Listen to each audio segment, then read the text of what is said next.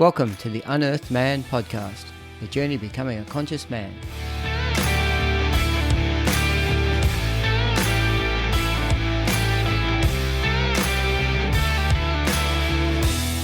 Hey all, Stephen here, and welcome to episode 70 of the Unearthed Man podcast.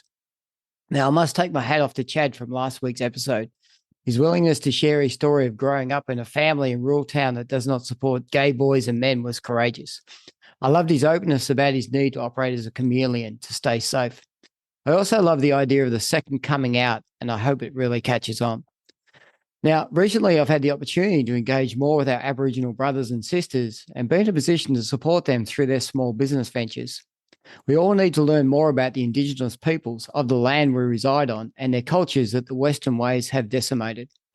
In addition, it is crucial to seek out locally owned and run businesses where 100% of the proceeds from Indigenous arts, crafts and clothing designs go directly to the Indigenous peoples. This enables them to be in a position to educate us on the traditional ways and for awareness to be raised as to the atrocities and discrimination that continue to this day. So it's on this point that I acknowledge the traditional custodians of this unceded land and pay respects to the elders past, present and emerging. So before we get any further, it's another shout out to our sponsor, Surf Coast Wellness Rooms, based down here in Torquay, Victoria, Australia. Now, as men, we spend a lot of time looking after and caring for others and very little time on self-care. So you now have an opportunity to change all that. Using the code, the Unearthed Man 10 when booking, you receive a 10% discount on any of their services, including float tanks, infrared saunas, massages, and salt therapy. Great to use before or after a day at the beach. You can find a link to the website and the code below. Now, a few things to go through before we kick off with today's guest. First, the Unearthed Men community comprises men willing to support and be supported by other men and continues to grow. If you are a man or know of a man who is seeking his tribe, his community, then please use the link in the show notes below to sign up. Alternatively, you can just message me via any of my social media channels. Secondly, please subscribe to the podcast via your preferred app and leave a review. The quickest way to enable the podcast to become more accessible worldwide is to receive a 5-star review. By doing this, you also acknowledge and thank my guests for their time, effort, and wisdom. And finally, if you are a man who has had enough of feeling angry, having arguments with your partner and children, and reverting to ways of avoiding the pain of dealing with your emotions, then reach out so we can have a chat. Expressions of interest for my 8-week men's empowerment program are now open. I'm only taking 10 men into each 8-week program this year. If you're interested, click the link below to join the waitlist as it's filling fast. Now, on to today's episode. My guest today is committed to building a world based on unconditional love and connection. He does that as a relationship coach, yoga and meditation teacher, poet writer, podcast host, and founder of the Heart Center Love School. Best-selling author of the 7 Lessons of Love and 3 poetry collections, he regularly attends transformational retreats, workshops, and teacher training worldwide. He's a certified yoga teacher, meditation teacher, Thai massage bodyworker, sex educator, and prison yoga facilitator. Sorry on that one. Welcome to the Unearthed Man podcast, Zach Peach. G'day, Zach. How you going? Hello. Thanks so much for having me. No, it's great to have you on board. So we were talking earlier that you live in, I don't know, it's hard to say whether it's sunny San Francisco or not, because it's San Francisco weather can be a little bit changing here and there over the times. Yes, I do live in sunny California. Usually there's enough places that the sun hits here that you can say it's pretty sunny, but absolutely in San Francisco we have so much fog it has its own name. It's called Carl. So I say, Carl's really here today, and that's all literally just referring to the fog. So as we obviously went through the bio and everything else, you know, yoga and meditation has become something pretty big in your life. Do you want to talk a bit about, you know, that and what that actually means for you? And we can also talk into the unconditional love, but, you know, what does that mean for you around yoga and meditation? Yeah, happy to talk about it because yoga and meditation are my passions. I fell in love with yoga over a decade ago, and I decided I wanted to do it all day, every day. And it's true to a lot of people, yoga is a simple physical exercise. You might do it a few times a week at the gym. But to me, it's a mind-body science. And it's a way of integrating mind, body, heart, soul, spirit. It's key to my own spiritual practice because it gives me opportunity every day to focus on clearing the mind, opening the heart, calming, disciplining, and strengthening the body. And there's many ways to think about what meditation is, but for me, it's an internal cultivation. The Sanskrit word for meditation is just bhavana, which means cultivation. And it's a way of cultivating internal states that we value. Things like peace, compassion, love, understanding. These are all things that we can cultivate with all sorts of different meditation techniques. Beautiful. Love that. So there's in this day in the Western world, there's obviously a lot of variations now of yogas and meditation. So from you, it's and there's a lot of westernized version of Eastern version. So from you, like, is there a specific, roots back into, the traditional yoga and meditation styles that you're aligned with or that you're using? Yeah, absolutely. It is funny because absolutely in this world of capitalism, everyone needs to come up with their own brand. Everyone needs to differentiate themselves. So you can do yoga in a hammock and yoga in the rain and yoga on a train, yoga with a goat, yoga with music, naked yoga, weed yoga, beer yoga, stand-up paddleboard yoga. Like so many different types and kinds of yoga out there. It's really fun.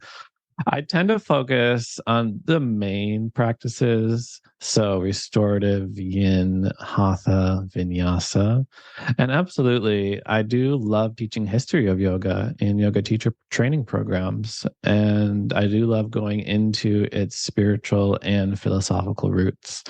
So studying the sacred texts like the Upanishads, like the Bhagavad Gita and the Puranas and the Hatha Yoga Pradipika. When most people practice yoga, to me, it's like dipping your toe into a giant ocean. And as in that way, it's actually a really wonderful gateway. It's a gateway drug, I sometimes call it. Like you kind of come to it for the physical benefits. I want to touch my toes. Oh, that handstand looks awesome. I want to be able to do it. But you stay in it for the psycho-spiritual benefits, not simply just finding a calmer mind and being more present in your life, but also because you get to tap into millennia of spiritual and religious and philosophical understanding. And my understanding in relation to the connection between yoga and meditation, and I hope I get around this the right way, is that people used to do yoga as a way to get movement and breath and everything happening in the body as a form of actually then being able to drop into meditation as a lead into a meditation practice. Have I got that around the right way, or is it people would meditate to do yoga? But from my understanding, it was yoga. Traditionally, it's leading into meditation. Yes. Obviously, there's all sorts of practices and methods and different ideas of what yoga and meditation could be. But absolutely, if you're thinking about Patanjali's Ashtanga 8-limb system, it's 8 sequential steps to greater meditation until samadhi and full meditative absorption. Step 3 is asana, or physical posture. And it was a way of disciplining the physical body. And then you would do the energetic body, and then you would do sense withdrawal, and then progressive levels of deepening concentration. Because it is hard to find peace and sit down when your back hurts and your hips are tight and your body's kind of like, hey, I want to move, I want to stretch. And it is a really wonderful way to prepare the body to sit for long periods of time for a meditation practice.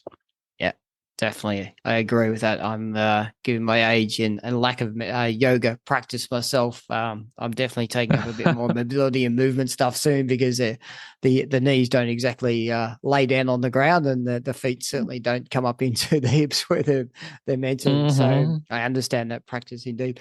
So you spoke that you got into this about 10 years ago.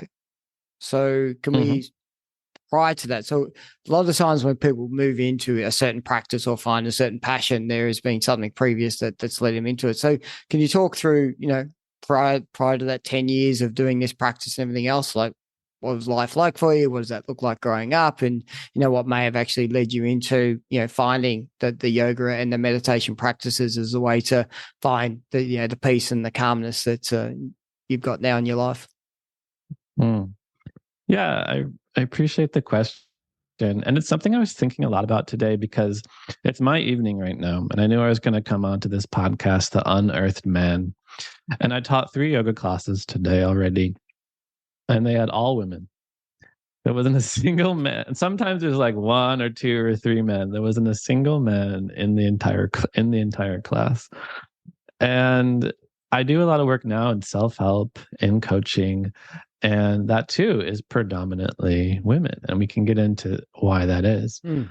But I was thinking about my path, and I do think very early on in my life, I was doing a lot of things that we find are more stereotypically masculine.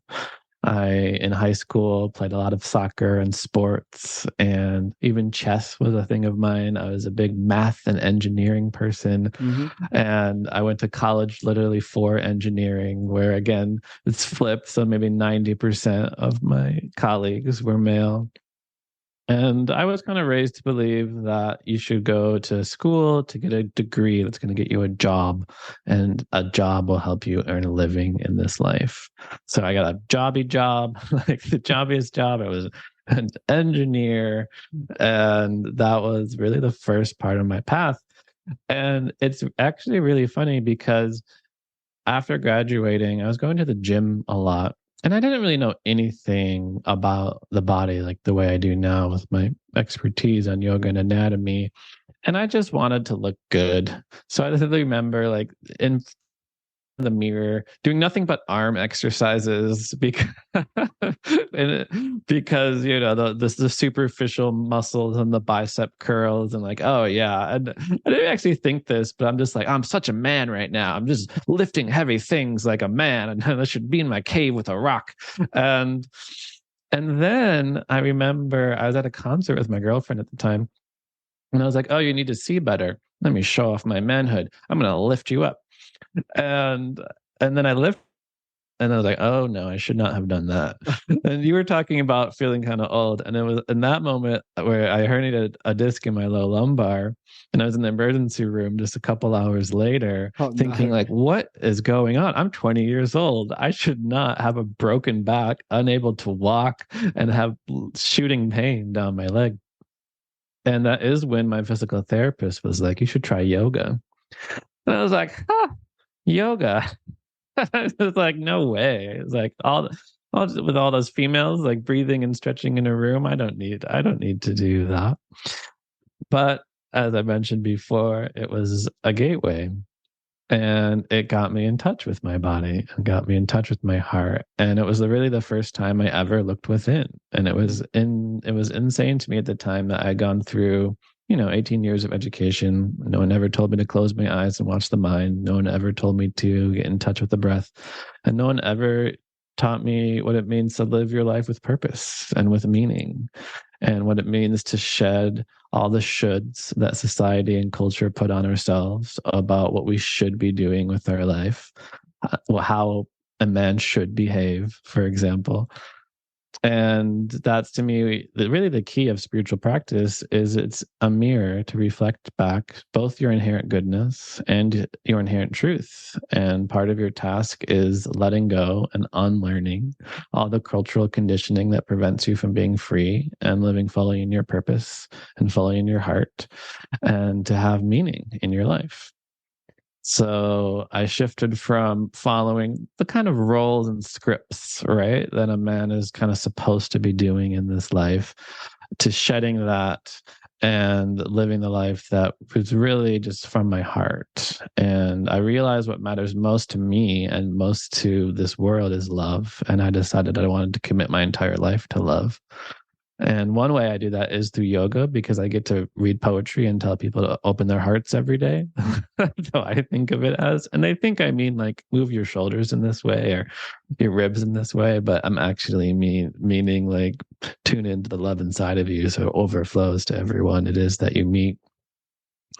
And now I have shifted to this other world that is predominantly those identify as women, and I think it's very interesting, and we can kind of get into that because this is one of the reasons there aren't too many men in self-help and self-growth is we're not taught or encouraged to be vulnerable, to seek help, to ask for help. But in our individualistic society, men are supposed to be strong at all costs, and it hurts us. It absolutely hurts us.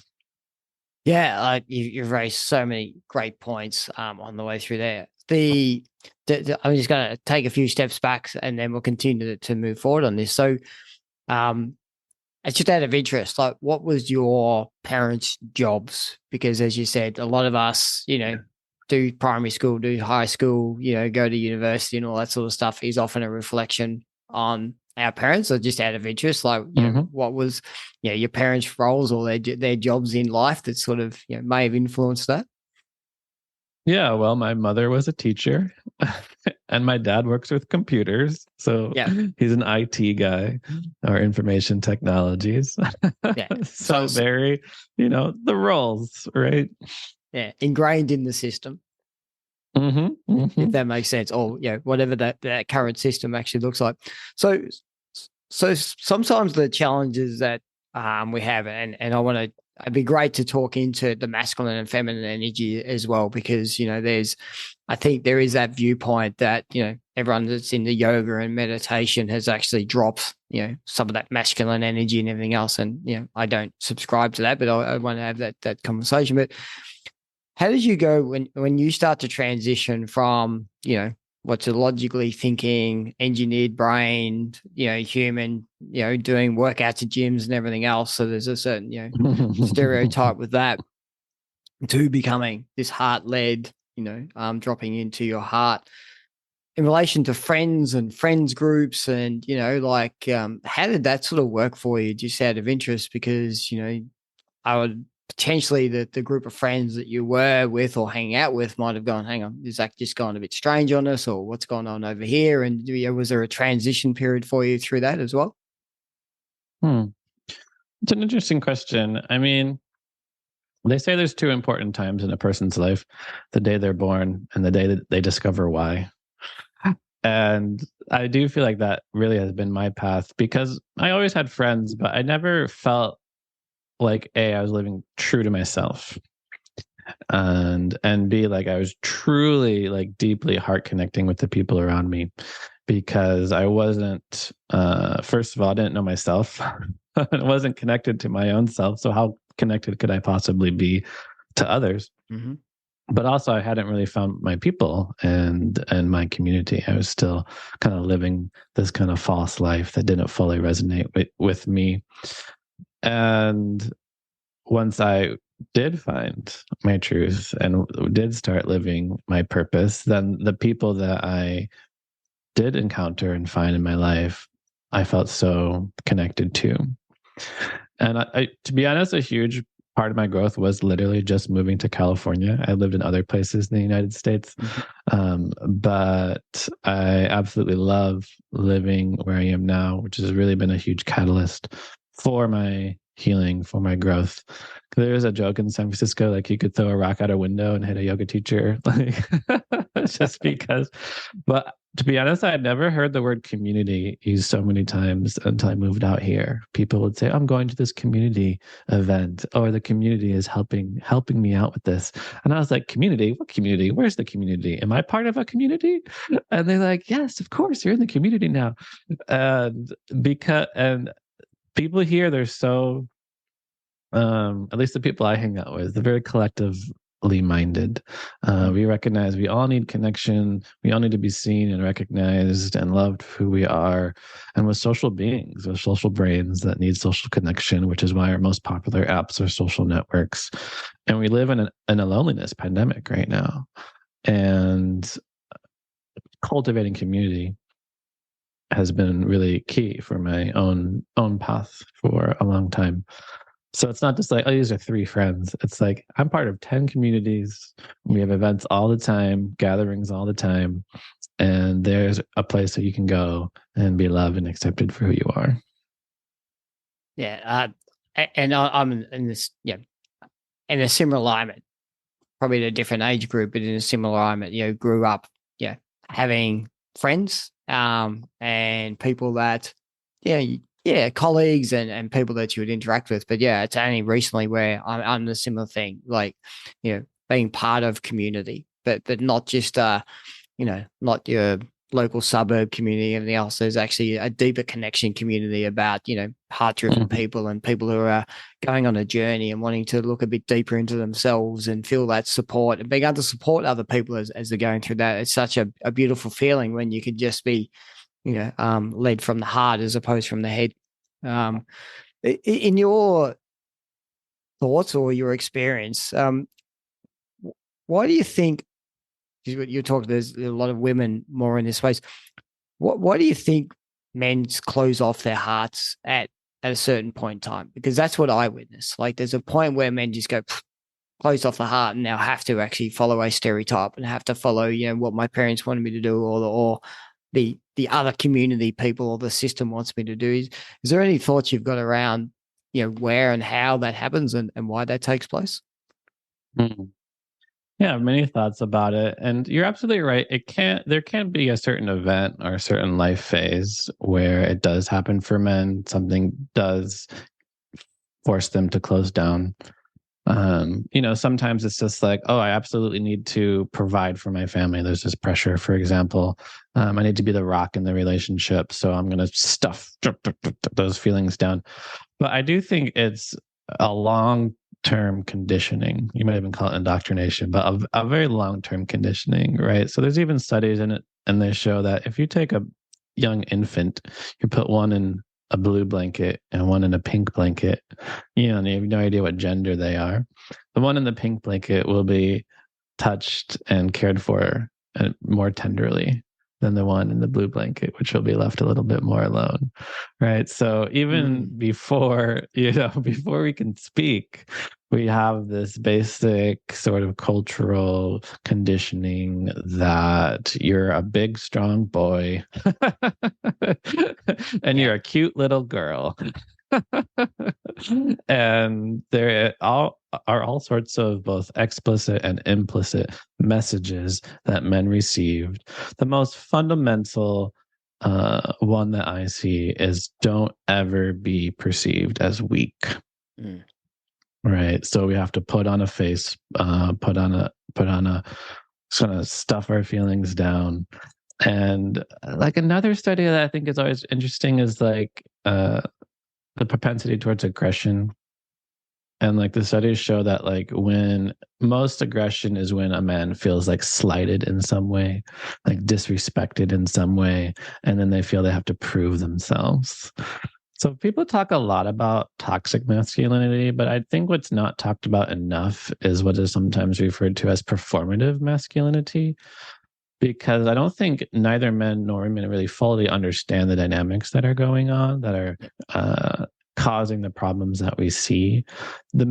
And what performative masculinity observes is that, guess what? There's no feminine equivalent to emasculating. And what I mean by that is there's songs that are like, I feel like a natural woman, or I was born a woman. Like a woman's femininity is seen as inherent to their being. Man's masculinity is not seen as inherent, it's seen as something that needs to be proved, something that needs to be performed, something that needs to be done. So men are constantly have pressure put on them, but they have to continually prove themselves and prove their masculinity. And like one silly example, like there was a psych experiment where men were made to perform a stereotypically feminine thing, like cutting hair, for example, like being a hairdresser. Yep. And then afterwards, maybe you heard this, they were given 2 options. They were like, you can read a book or you can punch this punching bag. And all the men were like, I'm going to punch the punching bag. Like I have to make up for this dip in a feminine thing and just like, and re-perform again for the world and then compensate for that.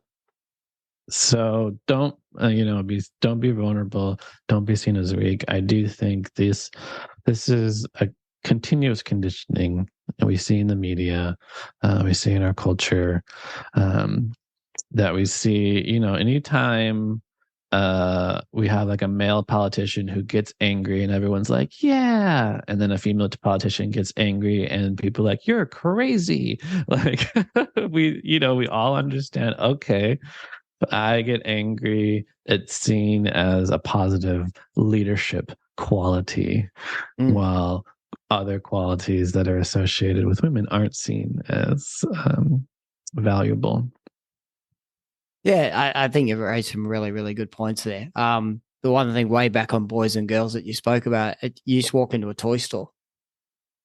Boys go into where all the trucks and the cars and the buses, like it's laid out. This is the boys section, and it's all I'm going to drive a truck and I'm going to push my Matchbox cars and all this sort of stuff. And the girls are here's all the fluffy dolls and the unicorns and all these sorts of things. There's this that subliminal conditioning exists in, and same as books. You look at how books are done, designed for boys versus designed for girls, and and then if a boy goes into the doll section, like, how the parents react to the fact of why would you want to play with a doll and why would you want to do this and everything else. So there's that whole preconditioning goes with it.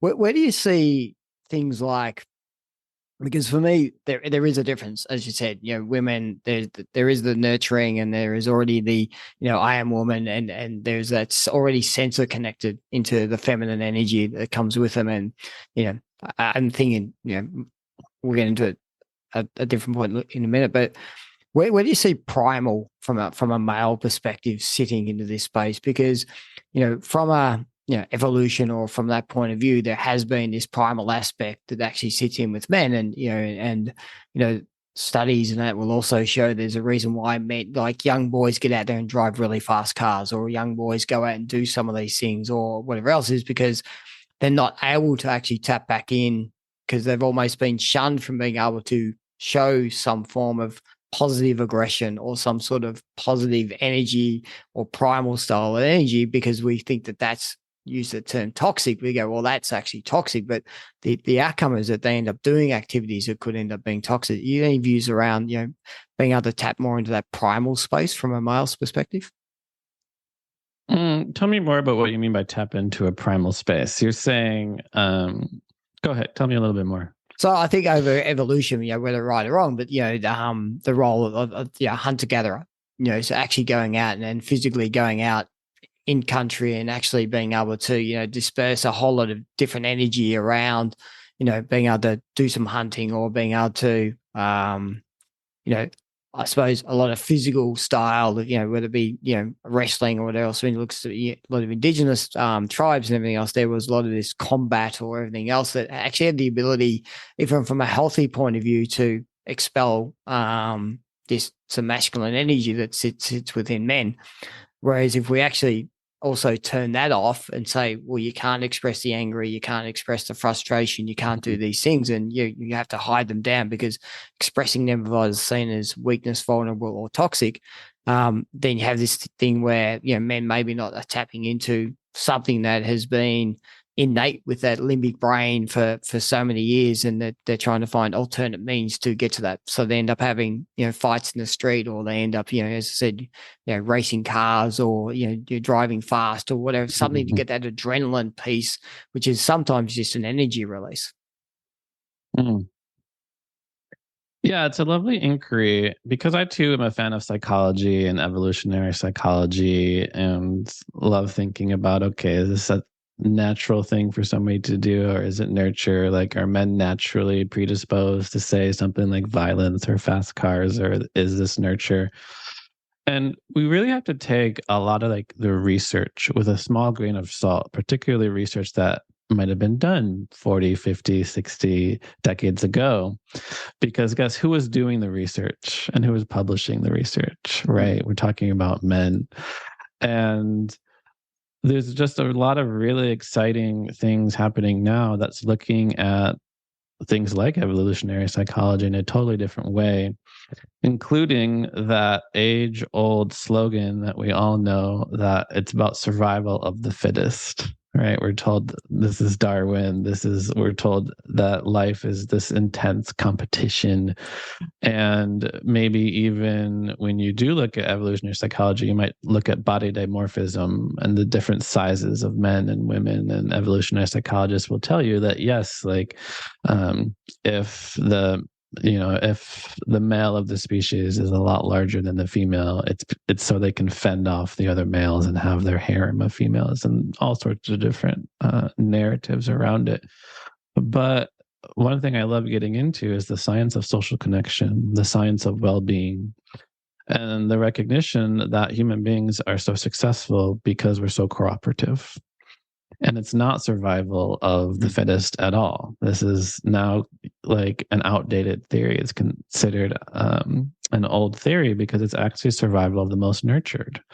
Is that we did not evolve to fight each other and compete against each other. We evolved to live in villages and tribes of 100 to 150 people, where everyone knew each other and everyone supported each other, and the sick were taken care of, and the granddads took care of the grandchildren, right? And there's even this like underlying, again, I would even say it's a myth that even in hunter-gathering societies, that the women were at home weaving baskets. So the women were at home weaving baskets while the men went hunting with their spears, because there's numerous societies now and throughout history where it was the women who did the hunting and it was the men who stayed at home, right?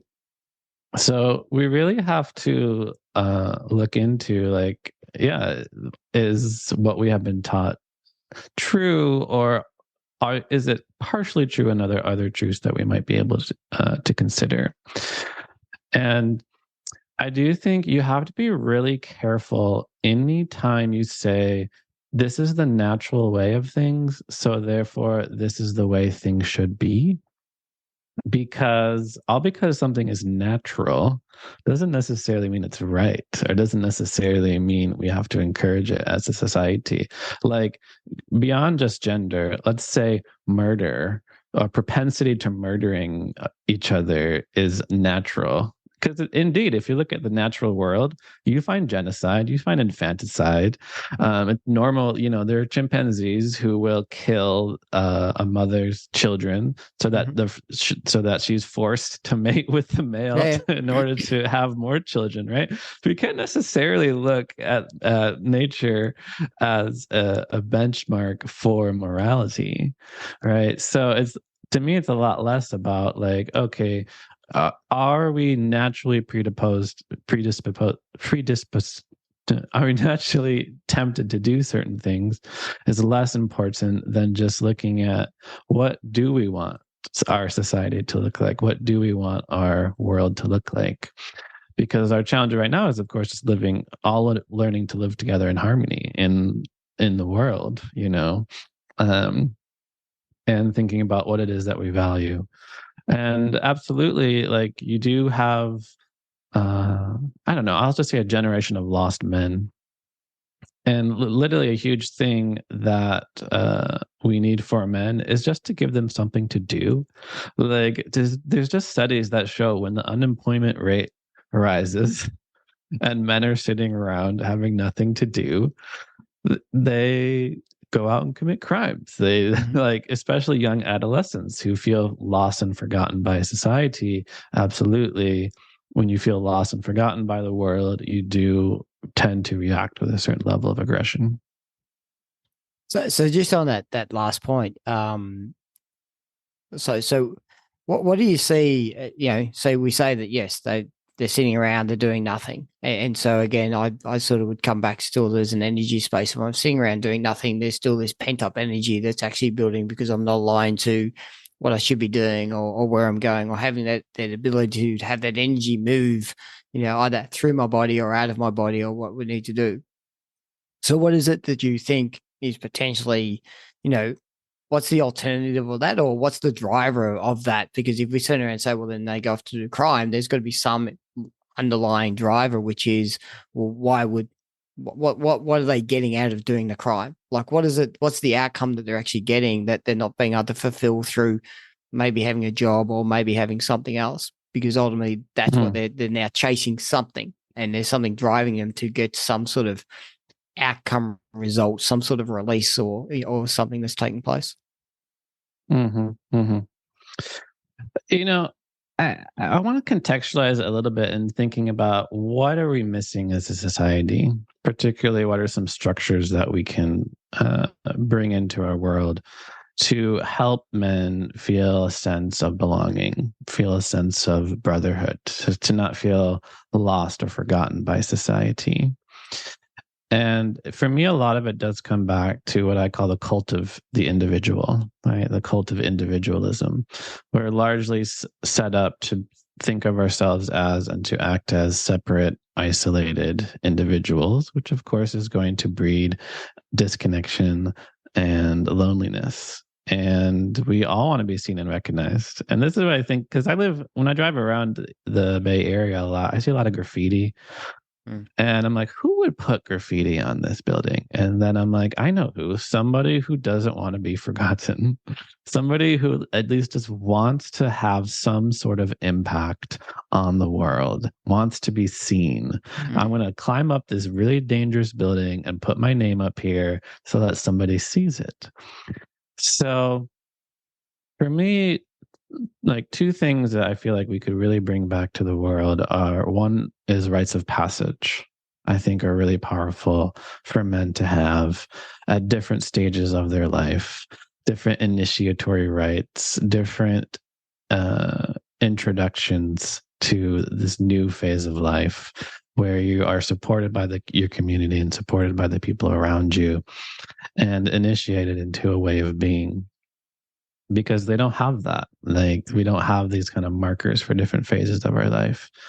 And we do need just more community, as we already kind of talked about a few times. But the opposite, of individualism is collectivism. And this is, when I say collectivism, and I'm not saying like communism or like we should be like hippies on some commune somewhere. But just as there's a reason Alcoholics Anonymous is so effective, because you're in a group of people who have gone through the same thing that you have.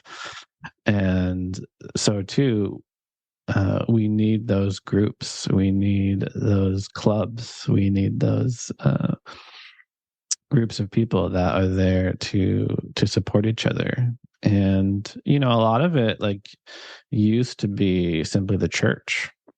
And as people are kind of trading the spiritual for the secular, they don't go to something every week of people that they can talk to and love and support. And we don't need to talk about why people are moving away from the church, because there are very many very justified reasons. But the point is, with the dissolving of extended family structures, grandparents no longer live with their grandkids, with the dissolving of communities, people are isolated and alone, and there's still that need to connect, to be recognized, to belong, and we'll act out if we don't have that. I think there's also that there's a risk factor that sits around, which is in men seeking a form of connection and a form of community that, that they might get involved in certain sporting clubs or in certain styles of community, but the underlying principles of those communities could actually be, maybe the values align away from, where we think we could go. So, you go to certain clubs or certain things and it's about drinking, or it's about, the overachieving, or it's about the competition and everything else. And so even though men can go and be involved in some of these clubs, for me, there's also a risk factor that in being involved, they're also actually maybe being involved in something that, as much as they're feeling the connection, could also be disconnecting them further away from, getting back to, their true self and their true passion and everything else, because now it's, we go over here and we party, we go over here, we drink, we go over here, we do the drugs, we go over here, do this, but that's the accepted norm of that community they've got into. But, it's therefore to feel that I'm part of that community, I need to have a drink. I need to have the drugs. I need to have this and I need to Mm. have that. And so, to a degree, even though they're getting a level of connection, it's not a healthy connection they're getting. And sort of like, how can we get men moving to potentially, I'm not keen on the word toxic. I just don't like that word because I think it's just for me, it's become one of the latest new buzzwords that we can attach toxic something, right? And so just a Mm-hmm. throwaway. So it's really about, I think there's unhealthy maybe styles of communities and very healthy styles of communities. Ones that Absolutely. ones I that mean, detract versus I've ones that facilitate.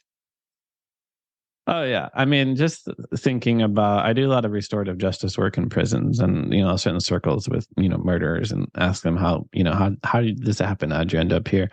And I've heard the same story like dozens of times, and it goes like this. My dad wasn't around. My mom was working through jobs. I had no one to turn to, so I found this, what you might call a gang, right? Or I went to the streets, right, and I found some people who welcomed me in, and then I did this to be welcomed in, to be initiated, right? I was the getaway driver or something for, and I didn't know what I was doing. They just told me to drive them here, and then they did the thing and I drove away or something. And then that was like the beginning, right, of a sort of like a life of crime. So you're absolutely right that if we don't have a healthy, supportive community teaching us the right values, we will go to other communities that put us on the path we shouldn't be on. So let's talk a bit about where you are now, and so obviously you've got I think it was your school, which is the Heart Center Love School, which I think which I really love the fact that you're driving that. You're talking about predominantly your yoga classes are predominantly with females as opposed to males. So what do you think you could do? What do you think would be a thing to say? How do we get more men being able to drop that mask and drop that, that's not a masculine thing. I've done yoga and particularly when you do, less yin and probably more vinyasas and a lot more movement, that's really challenging. Like it's some of the hardest stuff I've actually had to do. Like I can go and probably lift weights and you go and try and hold your body weight for a certain period of time or do certain flow and everything else. I think it's massively challenging. So, what would you do to try and actually say, how do we actually open this doorway to more men or have them actually be willing to accept that this is actually quite a very healthy male masculine thing to go and do? Mm. Yeah, that's the $1 million question, right? I wonder that a lot. How can I get more men in my classes? How can I get more men to sign up for therapy or coaching, right? Mm. And that's it's systemic too, right? Like there's a reason, like women buy like 2/3 of self-help books, for example, and part of that is because they're usually in the role of, say, like supporting the family and being the nurturing caregiver, but the blame is also put on them. Like men are very good at absolving themselves of responsibility. But it starts with here, right? It starts with conversations like this. It starts with men talking to each other about it. Because I do remember I was watching this panel on like diversity in yoga, and there were 5 women on it, and they were like, we need more people of color, we need more indigenous voices, we need more Indian and Southeast Asian voices. And I was like, I totally agree, we can totally have diversity for race and ethnicity and all that, but I was like, you guys seem to be missing a crucial demographic.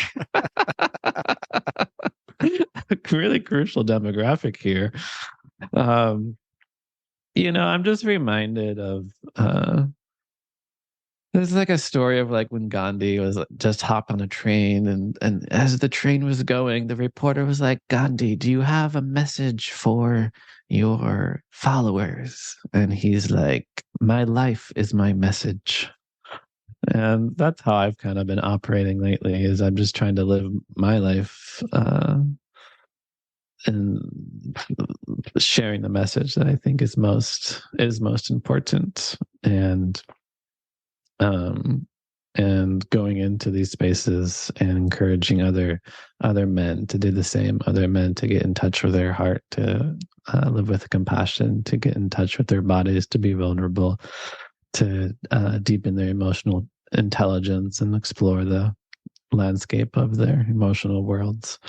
But it's work because it's systemic. There's all sorts of factors around it that need their own people to work around. So we've touched on the concept of heart a bit through this conversation, and often people just go, how do I open up my physical heart? Because I think that's what people tend to sort of, they just go, oh, my heart, like it's down here. What does it actually mean to open my heart? What does it actually look like? So can we just explore that? Because I know, this is a slight different conversation that I've had on other podcasts, but that's why I love it, because there's diversity coming in with all the different people talking. And, I talk about, recently I was talking to someone about, how can we have more heart-led leaders versus head-led leaders, so less out of the head, and how do we actually have that more, coming from our heart and everything else. And so how would you describe, when we say open our heart and what that actually looks like? What would be your, description or definition around that? So many ways I could go with this, but I'll just start really simple. The heart is that place inside of you that is a source of love, kindness, and compassion.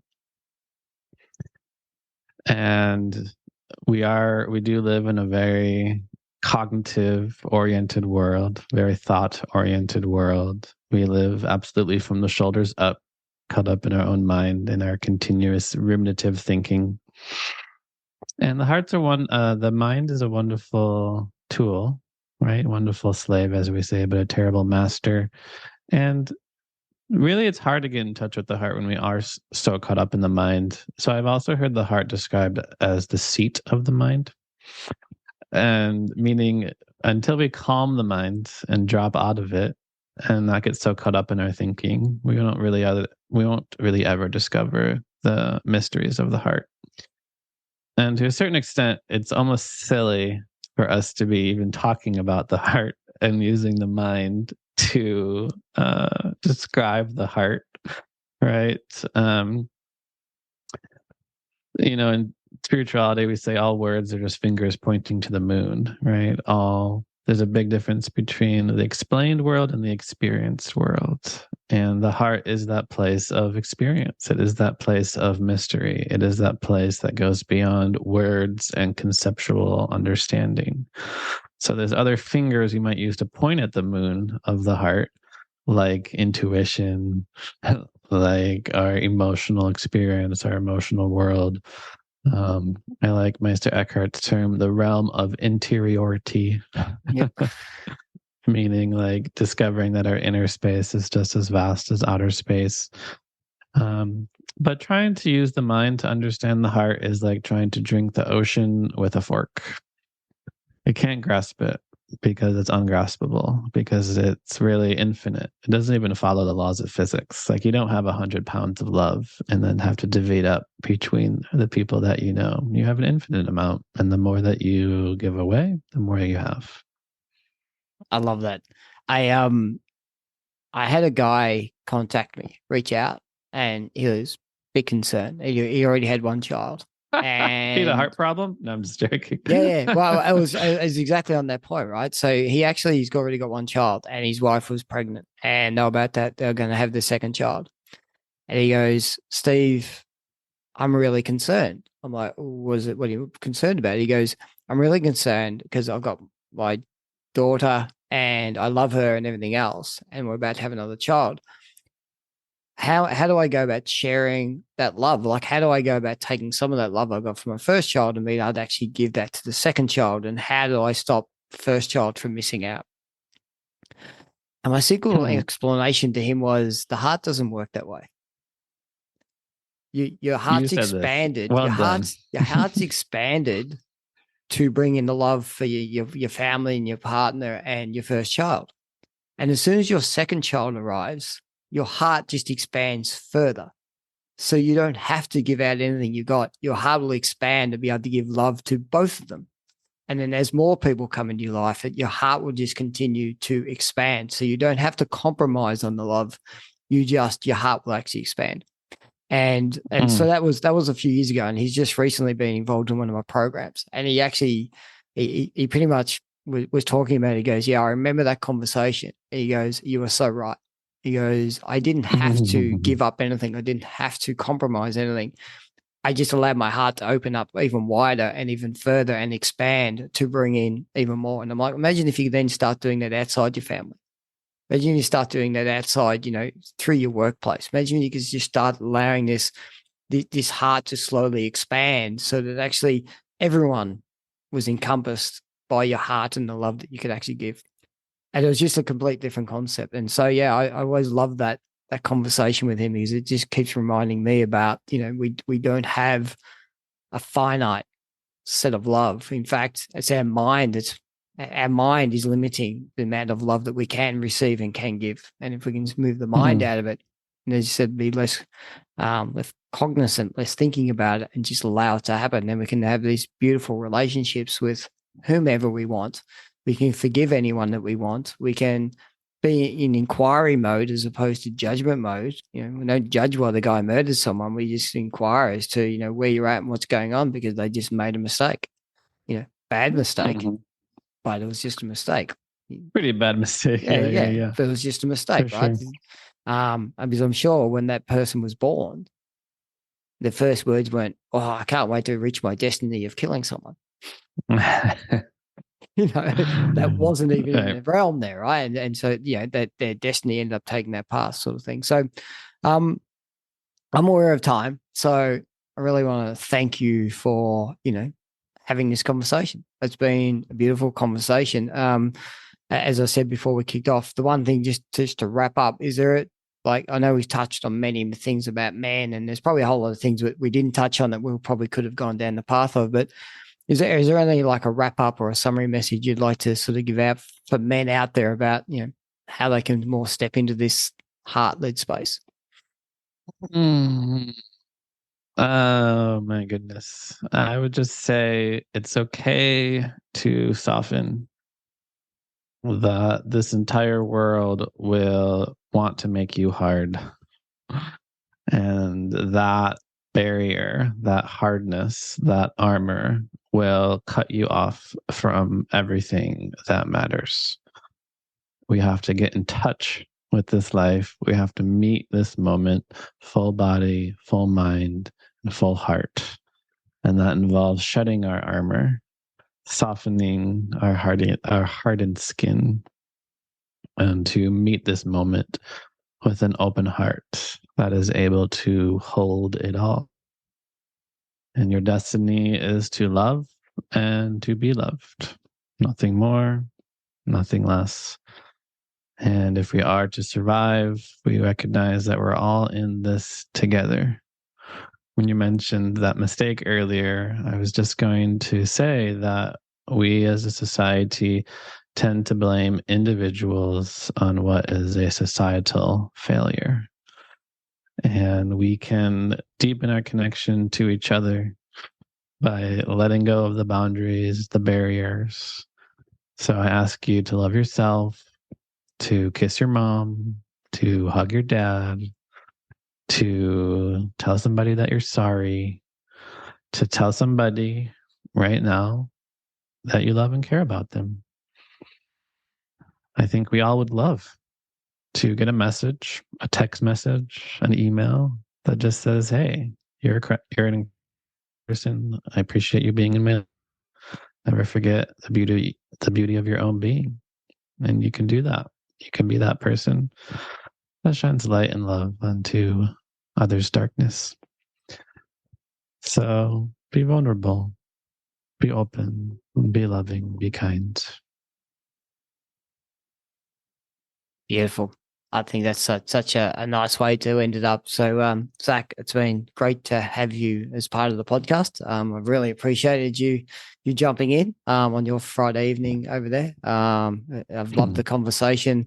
I've loved where you've taken us, and I've certainly learnt a lot. And it's a great reminder for me, just listening into that message of what I can continue to do in my life to just have this, always be vulnerable, always lead with an open heart, and and share much love and peace, and care for all those around us. So yeah, thank you very much. Hope you have a great evening, and we'll definitely chat again soon. Thank you, Steve. It's been a pleasure. Thanks, mate. Cheers.